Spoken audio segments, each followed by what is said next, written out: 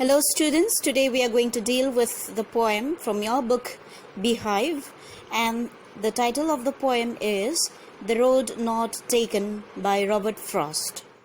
Before we begin with the poem, let me explain to you the title of the poem. The road is the symbol of the choice made by us in life. Many times we regret the choice we make, but once it is made, cannot be undone. Man regrets for what he has denied himself in life rather than what he has chosen. Hence, the poet has given his poem the title, The Road Not Taken. The word road not only means way, it also means journey or a stage of journey. Here, road does not signify any ordinary road, but functions a metaphor of a vital decisions in our life. The Road Not Taken is a well-known poem written by Robert Frost. He is an American poet and lover of nature. Thus, he depicts nature in his poem. There are 4 stanzas in the poem. Before I give you the explanation, I'll read out the poem and give you the word meaning. 2 roads diverged in a yellow wood, and sorry, I could not trouble both. And be one traveller, long I stood, and looked down one as far as I could, to where it bent in the undergrowth. So here is the word meaning of first stanza. Diverged means separated and took a different direction. Yellow wood is a forest with decomposing leaves. Undergrowth is dense growth of plants and bushes. So, on the road of life, the speaker arrives at a point where he must decide which of 2 equally appealing choices is the better one. He examines one choice as best he can, but the future prevents him from seeing where it leads. So, he is in dilemma which road he should choose, as you see him standing in the middle of those 2 diverged roads. After long mental struggle, then took the other just as fair, and having perhaps the better claim, because it was grassy and wanted wear. Though as for that the passing there had won them really about the same. Fair means as good as the other one. Claim means better option. Grassy means unused. Wanted where is had not been used. Therefore, the speaker selects the road that appears at first glance to be less worn and therefore less traveled. This selection suggests that he has an independent spirit and does not wish to follow the crowd. After a moment, he concludes that both roads are about equally worn.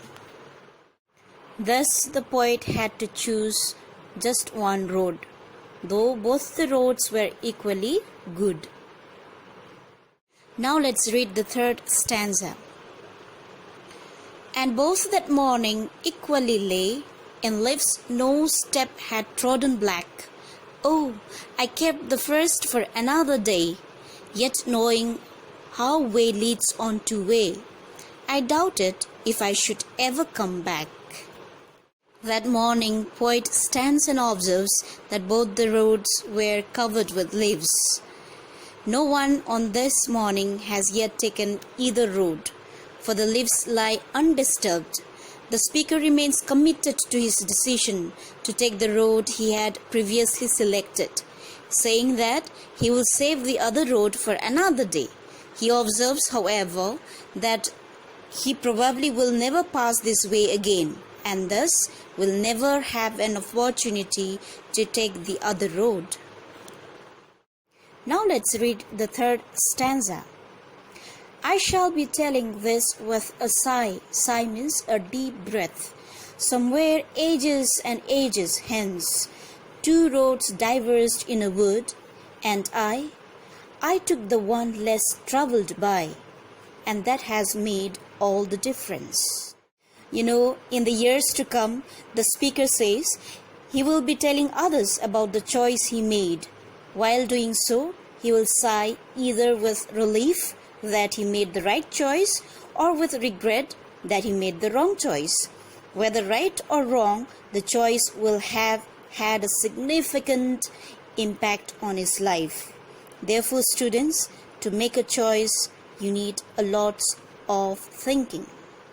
Now let's see the poetic device used in this poem.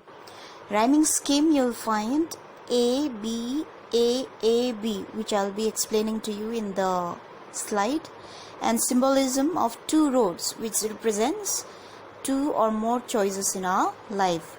You will also find anaphora, that means and is repeated at the beginning of lines 2, 3 and 4. Now let's see the rhyme scheme in the first stanza. As I have highlighted with the red there, you see would, stood and could. So I put it as A. These are rhyming words, and both undergrowth, these two rhyming words. So it is A, B, A, B. I also have said about the anaphora, the starting words that is repeated in the first, second and third line, as it is highlighted with yellow. And. This is known as anaphora. Another device that is used is alliteration. Alliteration is a repetitive consonant sound in a consecutive words. For example, you see here wanted where sound is prominent, and also in the third stanza you'll find first fur sound is repeating, though that the sound is repeating. You'll also find here repetition, ages and ages, and two roads diverse. That one you'll find in the fourth stanza. In this slide, I have highlighted the words which are known as alliteration because consonant sound is prominent. For example, wanted where sound, though that there the sound. In this slide, you will see the highlighted words which are alliteration, as the consonant sound is very prominent. Wanted where sound is prominent, though that there the sound is prominent. So in all the four stanzas, the rhyme scheme you'll find the same, A, B, A, B. So as a conclusion, let me once again give you the summary of the poem. This poem talks about the choices one has to make in life and their consequences. One day, while walking in a wooded area full of trees, the poet comes to a place where he has to decide which road he should take. He starts debating over the choices as he realizes he cannot walk on both. However, he decides to take the second path with the intention of traveling on the first some other time in future. So dear students, making choice is an integral part of human action. We see that man has to exercise choice one time or the other. Making choice is the basis of making or destroying life. No one wants to make a choice for bad actions. All want to improve their lives by choosing right things.